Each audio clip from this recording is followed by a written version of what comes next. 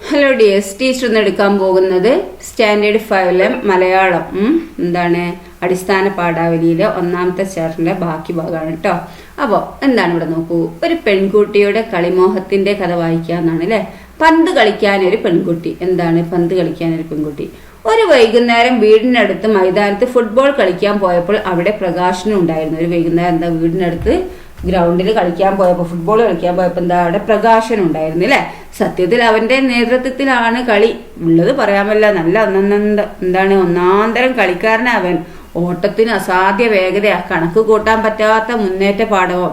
എന്നെ കണ്ടപാടെ അവൻ പറഞ്ഞു, മഞ്ഞക്കിളി ഗോളി നിന്നോന്ന് പറഞ്ഞില്ലേ. മഞ്ഞക്കിളി ഗോളി നിന്നോന്ന് പറഞ്ഞു. എല്ലാവരും അത് കേട്ട് പൊട്ടിച്ചിരിച്ചു. എനിക്ക് ഗോളി നിൽക്കാനായിരുന്നില്ല ഇഷ്ടം, കയറി കളിക്കാനായിരുന്നു. ഞാനും ഒരു ആൺകുട്ടിയല്ലേ.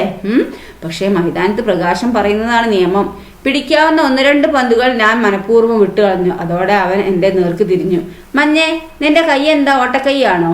ഞാനത് കേട്ടതായി നടിച്ചില്ല. അടുത്ത പന്തും സ്വന്തം പോസ്റ്റിൽ കയറാൻ അനുവദിച്ചെന്ന് മാത്രം. അങ്ങനെ ഒരു ലോകകപ്പിൽ ജർമ്മനി ബ്രസീലിനെ പൊട്ടിച്ചതുപോലെ എതിർ ടീം ഞങ്ങളുടെ ടീമിനെ കൊട്ടയിൽ വാരി. പ്രകാശം കാലി തുള്ളി. പിന്നെ ഒരിക്കലും പ്രകാശം എന്നെ അവന്റെ ടീമിൽ എടുത്തില്ല. എന്നെ കാണുമ്പോഴേ അവൻ അമറും, മഞ്ഞക്കിളിയെ നിങ്ങളെടുത്തോ. എന്നാൽ എതിർ ടീമിൽ കളിക്കുമ്പോൾ ഗോൾ വഴങ്ങാതിരിക്കാൻ ഞാൻ പരമാവധി ശ്രമിച്ചു. പ്രത്യേകിച്ചും പ്രകാശിന്റെ ഷോട്ടുകൾ ഗോളാവാതിരിക്കാൻ ജാഗരൂകനായി. അത് കണ്ട് പ്രകാശം പിന്നെയും കലിതുള്ളി ദേഷ്യം പിടിച്ചു.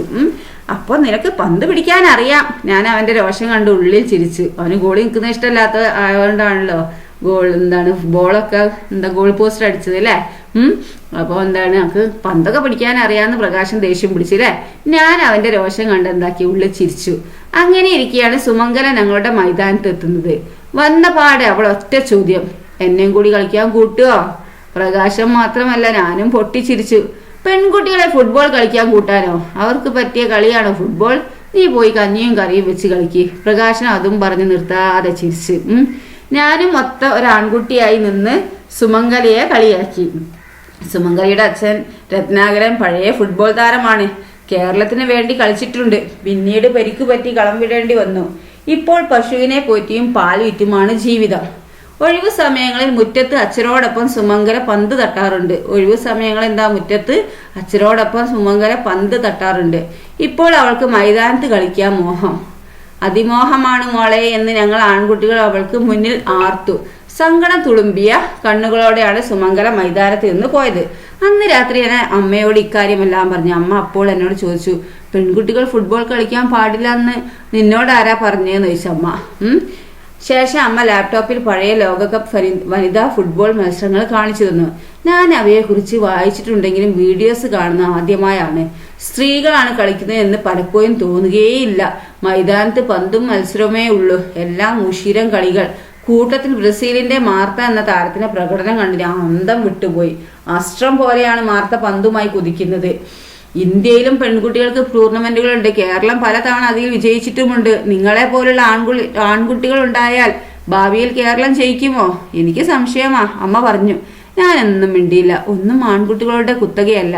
അങ്ങനെ ചിന്തിക്കുന്നത് നല്ല ആൺകുട്ടികളുടെ ലക്ഷണവുമല്ല. അമ്മ പിന്നെയും പറഞ്ഞുകൊണ്ടിരുന്നു. അമ്മ പത്രപ്രവർത്തകയാവാൻ തീരുമാനിച്ചപ്പോൾ പലരും ഇതുപോലുള്ള അഭിപ്രായങ്ങൾ പറഞ്ഞിരുന്നത്ര. അമ്മ വകവച്ചില്ല. പത്രപ്രവർത്തനം സ്ത്രീകൾക്കും വഴങ്ങുമെന്ന് അമ്മ ഉറച്ചു നിന്നു. വിവാഹിതയായപ്പോഴും അച്ഛനും അമ്മയെ പിന്തുണച്ചു. അക്കാര്യത്തിൽ മാത്രം എനിക്ക് നിന്നേക്കാൾ ഇഷ്ടം നിന്റെ അച്ഛനോടാ, അമ്മ ഉച്ചത്തിൽ ചിരിച്ചു. പിന്നെ സുമംഗലയെ കാണുമ്പോഴെല്ലാം ഞാൻ വിചാരിക്കും, എന്റെ അമ്മ ആഗ്രഹിച്ചത് അമ്മ നേടിയെടുത്തു. സുമംഗലയ്ക്കും അതിനൊക്കെ കഴിയേണ്ടതാണ്. ചിലപ്പോൾ മാർത്തയെ പോലെ മിന്നൽ വേഗത്തിൽ എതിർ പോസ്റ്റിലേക്ക് കുതിക്കുന്ന വലിയ താരമായി സുമംഗല വളർന്നാലോ? അങ്ങനെയാണെങ്കിൽ അമ്മ പറയും പോലെ ഞങ്ങൾ അക്രമമാണ് കാട്ടിക്കൂട്ടുന്നത്. അതല്ല, സുമംഗല മാർത്തയെ പോലെ വളർന്നില്ലെങ്കിലും അവൾക്ക് ഇഷ്ടപ്പെട്ട കളിയിൽ ഏർപ്പെടാൻ അവകാശമുണ്ട്. അവളും ഞങ്ങളെപ്പോലെ ഒരു കുട്ടിയാണ്. അമ്മ പറഞ്ഞതിന്റെ ശരിയായ അർത്ഥം അതാണെന്ന് തോന്നുന്നു. എന്തോ ആർക്കറിയാം. ഏതായാലും സുമംഗല പെട്ടെന്ന് തോറ്റു പെരുമാറുന്ന ആളല്ല എന്ന് ഞങ്ങൾക്ക് ബോധ്യമായി. പിറ്റേന്നും അവൾ മൈതാനത്തെത്തി. പഴയ ചോദ്യം ആവർത്തിച്ചു. പ്രകാശം ഒരിക്കൽ കൂടി ക്ഷുഭിതനായി. സുമംഗലയും വിടുന്നില്ല. ഇവരുടെ വഴക്ക് കാണുമ്പോൾ ഞാൻ സന്തോഷിക്കേണ്ടതാണ്. പക്ഷെ എനിക്ക് അന്ന് അത്ര സന്തോഷം വന്നില്ല. കലവൂർ രവികുമാർ എഴുതിയതാണ് കേട്ടോ. അപ്പൊ പെൺകുട്ടികൾക്ക് ഫുട്ബോളും ഇതൊക്കെ കളിക്കുക അല്ലെ. കഥ ഉറക്കെ വായിക്കാം. 4-5 ഗ്രൂപ്പായി തിരിഞ്ഞ് ഗ്രൂപ്പിൽ ഓരോരുത്തരായി മാറി മാറി കഥ വായിച്ച് പൂർത്തിയാക്കൂ. തുടർന്ന് ഒരു ഗ്രൂപ്പിൽ നിന്ന് ഒരു കുട്ടി, അടുത്ത ഗ്രൂപ്പിൽ നിന്ന് മറ്റൊരു കുട്ടി എന്ന ക്രമത്തിൽ എല്ലാ ഗ്രൂപ്പും ചേർന്ന് ക്ലാസ്സിൽ പൊതുവായി കഥ വായിക്കണം. വായന കൂടുതൽ നന്നാവാൻ ശ്രദ്ധിക്കേണ്ട കാര്യങ്ങൾ എന്തൊക്കെയാണെന്ന് പറയൂ. എന്തൊക്കെയാണ് വായന നന്നാവാൻ ശ്രദ്ധിക്കേണ്ട ഓരോ അക്ഷരങ്ങൾ എടുത്ത് കറക്റ്റായിട്ട് പറയണം അല്ലേ. രസകരമായ പ്രയോഗങ്ങൾ. മഞ്ഞേ, നിന്റെ കൈ എന്താ ഓട്ടക്കൈയാണോ? ശരിക്കും മഞ്ഞയുടെ കയ്യിൽ ഓട്ടയുണ്ടോ? എന്നിട്ടും പ്രകാശം ഇങ്ങനെ പറഞ്ഞതിന്റെ കാരണം എന്തായിരിക്കും? അവന് ഫുട്ബോൾ എന്താണ്, ഓരോ ഗോളി നിൽക്കുന്ന ഇഷ്ടമില്ലാത്തതുകൊണ്ട് അവൻ എന്താക്കി ഒക്കെ ഗോൾ പോസ്റ്റ് അടിക്കാൻ അവന്റെ ഇതായിരുന്നില്ലേ, അവൻ പിടിച്ചില്ല ബോളൊന്നും. അതുകൊണ്ടാണ് അവന്റെ ഓട്ടക്കൈയാണോ ചോദിച്ചല്ലേ. ചർച്ച ചെയ്യുക. ഇത്തരം വാക്യങ്ങൾ കഥയിൽ ഇനിയും ഒളിച്ചിരിപ്പുണ്ടോ കണ്ടെത്തുക. ഈ മകരോട്, ഒന്നും ആൺകുട്ടികളുടെ കുത്തകയല്ല, അങ്ങനെ ചിന്തിക്കുന്നത് നല്ല ആൺകുട്ടികളുടെ ലക്ഷണവുമല്ല. അമ്മയുടെ ഈ അഭിപ്രായത്തോട് നിങ്ങൾ യോജിക്കുന്നുണ്ടോ? എന്തുകൊണ്ട്? നിങ്ങളുടെ അഭിപ്രായങ്ങൾ ഒരു കുറിപ്പായി എഴുതുക. ഇനി മഞ്ഞക്കിളിയുടെ ഡയറി. പുറത്ത് നല്ല മഴ പെയ്യുന്നുണ്ടായിരുന്നു. മഞ്ഞക്കിളി തിരിഞ്ഞും മറിഞ്ഞും കിടന്നു. അവന് ഉറക്കം വന്നതേയില്ല. അന്നത്തെ സംഭവങ്ങൾ ഓരോന്നായി അവന്റെ മനസ്സിൽ മിന്നി മറിഞ്ഞു. അവൻ തന്റെ ഡയറി കയ്യിലെടുത്ത് എഴുതാൻ തുടങ്ങി. മഞ്ഞയുടെ അന്നത്തെ ഡയറി കുറിപ്പ് എങ്ങനെയായിരിക്കും എഴുതി നോക്കൂ. അത് ഡയറി കുറിപ്പ് എഴുതുക കേട്ടോ. നമ്മുടെ ക്ലാസ് കായികോത്സവം. ടോമോയിലെ കായികമേളയെ കുറിച്ച് മനസ്സിലാക്കിയല്ലോ. എല്ലാവരെയും പങ്കെടുപ്പിച്ച് നമുക്കും ഒരു കായികമേള നടത്തിയാലോ. എന്തെല്ലാം ഒരുക്കങ്ങളാണ് വേണ്ടത്? ഏതെല്ലാം ഇനങ്ങൾ ഉൾപ്പെടുത്തണം? എവിടെ വെച്ച് നടത്തണം? ആവശ്യമായ പ്രചാരണം എങ്ങനെയെല്ലാം? വിജയികൾക്ക് സമ്മാനവും വേണ്ടേ? അതൊക്കെ നിങ്ങൾ എഴുതുക കേട്ടോ. ഞാൻ നോട്ടീസ് തയ്യാറാക്കുക. നോട്ടീസിൽ എന്തെല്ലാം ഉൾപ്പെടണം? ഇതിനെക്കുറിച്ച് ഈ കായികമേള നടത്തുകയാണെങ്കിൽ നോട്ടീസിൽ എന്തെല്ലാം ഉൾപ്പെടണം എന്ന് പറഞ്ഞേ. കായികമേള നടത്താൻ നോട്ടീസിൽ എന്തൊക്കെയാണ് ഉൾപ്പെടേണ്ടത് എഴുതുക. പോസ്റ്റർ നിർമ്മിക്കുക. പോസ്റ്ററിൽ എന്തെല്ലാം വേണം? ഡിജിറ്റൽ പോസ്റ്റർ നിർമ്മിക്കാമല്ലോ. ഗ്രൂപ്പുകളായി തിരിഞ്ഞ് നോട്ടീസും പോസ്റ്ററുകളും ഡിജിറ്റൽ പോസ്റ്ററുകളും എല്ലാം തയ്യാറാക്കുക. അവ സ്കൂളിലും പുറത്തും ഉചിതമായ സ്ഥാനത്ത് പ്രദർശിപ്പിക്കണേ. ക്ലാസിന്റെ വാട്സപ്പ് ഗ്രൂപ്പിൽ ഡിജിറ്റൽ പോസ്റ്ററുകൾ പങ്കിടുക. ഇനി ദൃക്സാക്ഷി വിവരണം. 2-3 കുട്ടികൾ ചേർന്ന് കായികമേളയുടെ തത്സമയ വിവരണം നടത്തുക. ഇത് റെക്കോർഡ് ചെയ്ത് ക്ലാസ്സിലെ എല്ലാ കുട്ടികൾക്കും കേൾക്കാനുള്ള അവസരവും വേണം. ഞങ്ങളുടെ രചനാ ശില്പശാല എന്താണ്? കളി, സൗഹൃദം, സ്നേഹം എന്നിവ ആവിഷ്കരിക്കുന്ന കഥകളും കവിതകളും അനുഭവങ്ങളുമാണ് നിങ്ങൾ പഠിച്ചത്. ഇതേ ആശയങ്ങൾ കഥയായും കവിതയായും ചിത്രങ്ങളായും ആവിഷ്കരിക്കാൻ കഴിയില്ലേ? ക്ലാസ്സിൽ എല്ലാവരും പങ്കെടുക്കുന്ന ഒരു രചനാ ശില്പശാല നടത്തണം. തയ്യാറാക്കിയ രചനകൾ മെച്ചപ്പെടുത്തി ക്ലാസ്സിൽ അവതരിപ്പിക്കണം. കളിപ്പതിപ്പ്.